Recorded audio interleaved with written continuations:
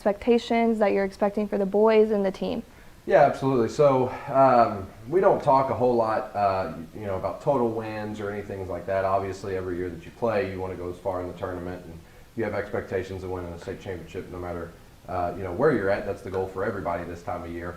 But really for us, what we talk about and what we really try to define our success as is how close that we come to reaching our full potential one play at a time, and then the ability to be able to do that over and over again. So really this first week and a half here of practice, that's been our focus, is just going as hard as we possibly can, just doing it one play at a time, but sustaining that for an entire 2.5 hour practice.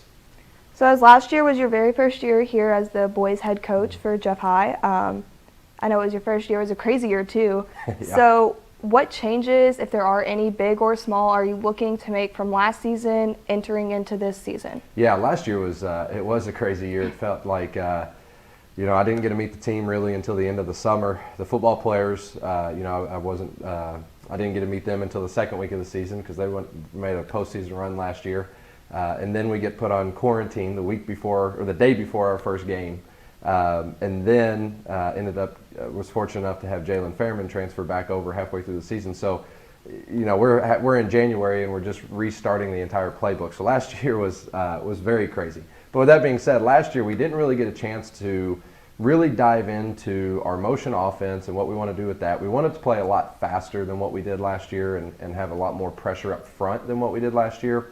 But just to be able to play that way, you have to have a certain basketball IQ and to be able to think on the fly and make those adjustments on the fly. And last year we just never were really able to get into that as much as what we wanted to. So that's been a big focus of ours in this off season. That's been a big focus of ours here in these first week and a half is just playing a little bit faster, being more physical with how we play, and then also being able just to flow into our offense a little bit smoother and not. Last year I called more set plays than I ever have as a coach, and that was just because of the situation, the year that it was. We just didn't have the time or the luxury to be able to spend that much time on teaching, the motion and how to play the things that we wanted to. But now with the off season and having some time now, we've been able to really install some more of those principled type offense versus a set play type offense. All right, so looking at this season coming up, it's a little bit of a different season, not as many home games, definitely a lot more games on the road. Yeah. But a few of the home games are two big powerhouse schools from Louisville, Kentucky, big in Kentucky in general, which that would be Trinity and Ballard. Yeah. Can you talk about how these teams are going to push you to the next level and help develop your team? Yeah, absolutely. Well, we always want to make sure that we have a tough schedule every year. We want to get to the postseason and know that we're prepared, that we've seen every different style of play, every different type of opponent that we might possibly see.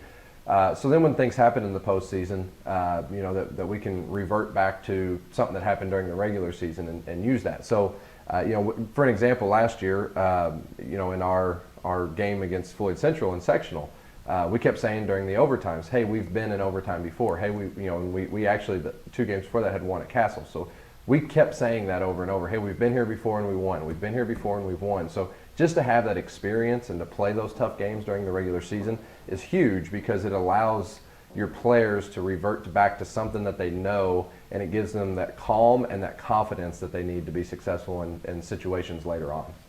So now let's look at the game from a little more of like a technical standpoint. As you as a coach, what kind of style are you wanting for defense and offense? Are you looking for fast pace, slow pace? We can go on and talk about defense first. Yeah, so defensively, we definitely want to turn the pressure up from what we did last year. I like our length in certain areas this year, especially with Will and Brandon out on the wings, but we have some very quick guards in Kobe, Caleb Thomas. Brenton Moore brings us some speed and athleticism too. And so to have those guys on the floor, we want to use their strengths to our advantage. So to be able to pressure a little bit more and to be able to speed the game up and play it more in our favor. Okay, so now on the offensive side, are you looking, what kind of style are you wanting to play? Yeah, so what we do is, basically with my offense and what I want to do with my offense is, I'm a big believer in this, is that plays don't make players, players make plays. And so everything that we're doing, where last year we had to kind of put guys in certain spots just because everything was so unfamiliar. First season, pandemic, everything happened. And where this year it's going to be, I hope, a little bit more free-flowing, a little bit more of turning it over to the players to allow them to make the decisions during the games.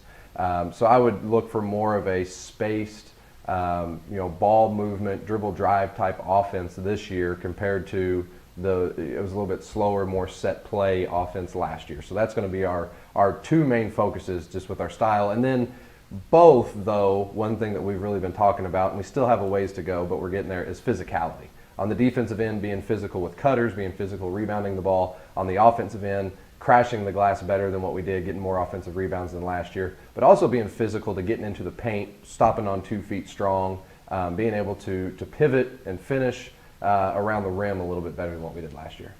So I know when you came into our class and talked a little, just gave us a rundown of what was going on this season, there was possibly word on the street about maybe a new rule or even maybe just an emphasis. Can you just explain a little bit about that for everybody at home? Yeah, so one of the points of emphasis this year is just it's hard to explain without being on the court and showing it. But really the point of emphasis is on jump stopping. And what they're trying to get rid of is, and I called an official that does some college games, it's a buddy of mine, just to get clarity on it. But really what they're trying to stop is, if you watch the pro game where they do their Euro step, where they'll come down and they'll take the step and then they'll land on 2 here. And then a lot of times when you land on 2, they'll pivot from there. Well, you can't pivot from there. You have to keep your 2 on the ground. So talking to the college official that I know that's a buddy of mine, he was basically saying a lot of it, your traditional jump stop and being able to pivot's not going to change, but it's kind of that Euro step. It's almost the game's given too much freedom to that Euro step into a jump stop, and then you get another pivot. That's really 3 steps is what that is. So that's been a big point of emphasis with that. And we've been working on that and cleaning it up a little bit. We don't do a whole lot of Euro steps into jump stops anyway, but it is something that I do know a lot of players see the NBA players doing that and they emulate. So it is a habit that we did have to address and make sure that we're emphasizing and teaching that so it's not called on us in a game. Yeah, absolutely. Thank you for clarifying that and letting people know, just so when they come to a game they maybe get that call, they're going to be like, what's going on? It'll be a little crazy. Exactly. All right, so let's go on and talk about some players. Who do you think are probably the top key returning players for you this year? Well, our top 3 leading scorers from last year, or 3 of our top 4 leading scorers from last year, and our 3 double-digit scorers are Will, Brandon, and Kobe. They return a lot, but what I've been impressed with them in the off season is they've done a lot better job of leadership. Kobe's really done a tremendous job of getting the ball up the floor and creating the pace for us. Will has done a really good job of looking for his opportunities to score off the ball more, where last year he was more score with the ball, so trying to score off the ball more. And then Brandon, at times last year, could get to where he was settling for outside shots, so we've been working on him on getting in the paint with 2 feet, being strong and under control. Brandon this offseason added 50 pounds to his bench press max. I mean, he got serious about the weight room. So I'm hoping that what he's gained will add that mindset that he's going to get to the rim and finish around the rim. So now he'll not just be a threat, because we all know he can shoot it, but not just a threat from deep, but to be able to get into the paint and score and get to the free throw line as well.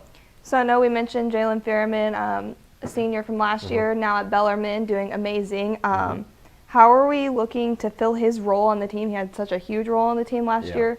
Who's going to be filling it? What are some expectations that you have for this person? Yeah, it's going to be by committee, I think. He ran the point last year. Kobe's been running the point for us quite a bit. I feel confident whenever Kobe's off the floor. Caleb Thomas has had a tremendous offseason. He's shooting the ball extremely well right now and running backup point for us. And then at times we could put Will there too. And with his athleticism in the open court, it allows us to run the break at a very high level also. The other thing that Jalen brought last year when he came was a vocal leadership. Right now in our first week and a half of practice, I don't know if we have that one strong vocal leader, but we've been talking to him about doing it by committee. So just having the guys being able to hold each other accountable, help each other, lift each other up through what they're saying to each other, never having a quiet gym, and doing those things early in the season last year. And part of it, I think, was pandemic and just the whole feel of last year. We just had a very quiet team last year. We haven't had that this year, which I've been very happy with. We've been this first week and a half, we've been vocal, trying to get out of our comfort zones more. I feel like we have guys that are connecting a little bit more. And honestly, our freshman group that's came in, they're a very vocal group, and they've helped with that as well. Well, I know that you now mentioning freshmen leads to my next question of some new players who could be stepping up, possibly getting some varsity minutes. May not be a huge contributor to the team, but definitely can come in when one or two needs a break, or just in general can step up and be a team leader. Yeah, absolutely. I really like our freshman group a lot. They bring with them a high IQ and a good, like I said, they're vocal, and they're constantly talking with each other. They're committed. I can rely on them to be where they need to be when they need to be there. So that's huge. And so I'm excited about that group. We're still kind of yet to see any one in particular consistently, really step forward here in the first 7 days of practice, but that's expected as they're kind of learning the different speed of the game and feel of the game at the high school versus middle school level. Jalen's younger brother, Javian Fairman, he's been fantastic for us here in the preseason and in the fall. He's been doing a great job. And then I haven't touched on Monty McGee yet either. Last year he played quite a bit. Unfortunately, was on quarantine for a few weeks down the stretch. He has really bought into his role of being a rebounder, dive for the ball, take a charge type of player, and finishing around the rim. And man, he has bought into that. And I think he has really changed the mentality of this team, just from his effort and his hustle plays. And that stuff's contagious, and it's continuing for the other guys to catch that. So when he sets the tone for us in practice with that, it carries over. So I've been very pleased with what he's done with us as well. So if you had to pick one game in this upcoming season that you're most excited for, or maybe that's going to be like a big challenge, but you can get through it, which game would that be? Right now I'm going to say that game is our scrimmage against Doss this Saturday, and then after we play Doss, then I'll say that game's going to be Evansville North, which is our next one, and then I'm going to say it's going to be Walnut Hills, which is our next one, and the Body Armor Classic.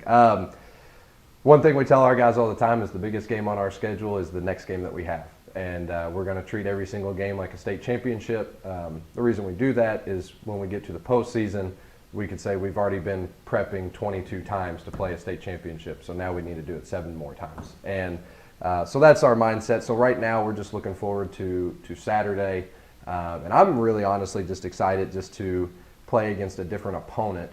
I know these guys are excited to play against a different opponent. They're tired of hearing the coaches yell at them and them go against each other every single day, and I'm sure they're ready to see a different jersey across from them. So that'll be a good opportunity, and it'll be a good learning lesson for us as we're still very, very early in this process of this season, and there's always going to be things that we need to work on and improve and tweak. And so I'm excited, very excited for that game, just to be able to have film to come back and look at and watch and analyze it with the players and see the things that we need to sharpen up. Coach Grants, are there any last words or thoughts or anything you'd like to say to our fans and community? Right now I just want to say that, having this being my first year at Jeff and having the Night in the Inferno last Friday night and seeing a crowd there was phenomenal. Last year it was just so weird with the pandemic, and it was just so refreshing just to have the buzz and the energy of the crowd there. And so I just look forward to our fans coming out. I think they're going to see a very, very fun style of basketball this year. I think they're going to see a lot of great talented players that are going to go on and have tremendous college careers. A lot of exciting things ahead. So just to have them back in the building is just phenomenal, and I hope that we continue to get those fans in the building more and more. And we just, as far as with our basketball program here at Jeff, we want to invite them with open arms, and we look forward to having them here. Well, thank you so much for coming on the show today, Coach Grants. Definitely a big good luck in your 2021-2022 season and your second season here. We're very glad that you're here. Thank you for tuning in to another WJHI production. We will also be found at 98.5 WJHI LP Jeffersonville on the air, or at WJHI.com on the web. So long for now. This was Addison Duran alongside me, Coach Andrew Grants. Thank you.